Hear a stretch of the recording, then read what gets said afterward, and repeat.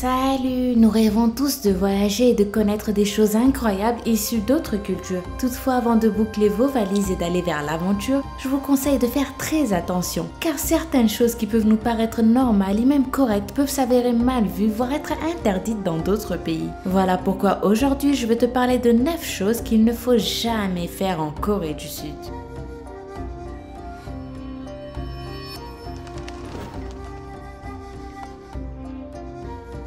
Ne posez jamais les baguettes dans votre plat en position verticale.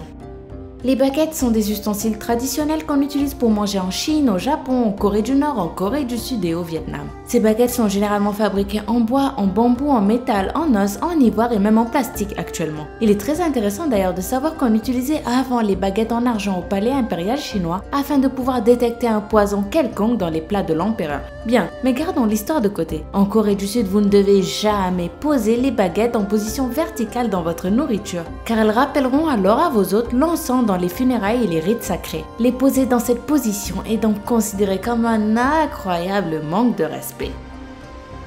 Il est interdit de finir de manger avant les personnes plus âgées que vous.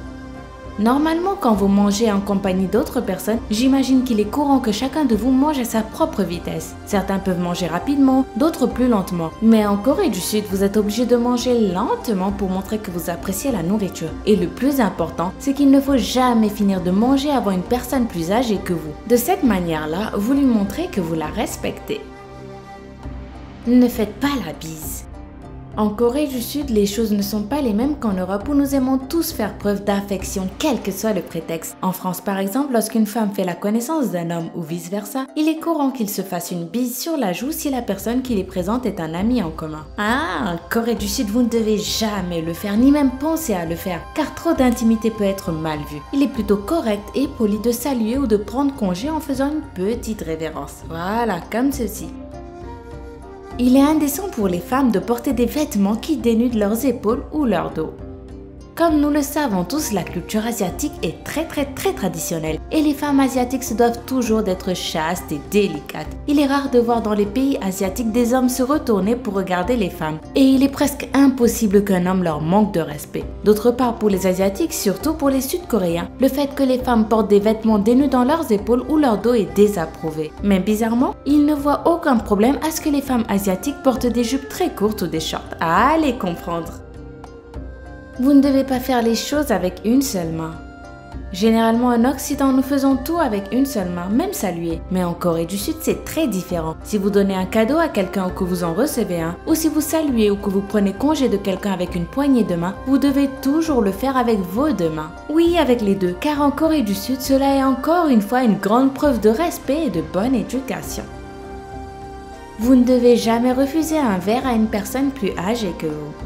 Comme je vous l'ai déjà dit dans une autre vidéo, en Corée du Sud, il y a un grand respect pour les personnes âgées. Les personnes âgées sont prioritaires, elles peuvent ne pas faire la queue et il faut également toujours leur céder la place. Et pire, en Corée du Sud, le respect envers les personnes âgées est tellement extrême que l'on ne peut pas leur refuser un verre. Il existe en effet une tradition où les Sud-Coréens vous invitent à prendre le soju, une boisson alcoolisée traditionnelle. Et si c'est une personne qui est plus âgée que vous qui vous invite à prendre ce verre, ne vous avisez jamais de refuser car cela peut être considéré comme une grande offense. Si vous ne buvez pas d'alcool, je vous conseille de quand même accepter et de remplacer discrètement la boisson par de l'eau sans qu'ils s'en rendent compte. Mais chut, je vous ai rien dit.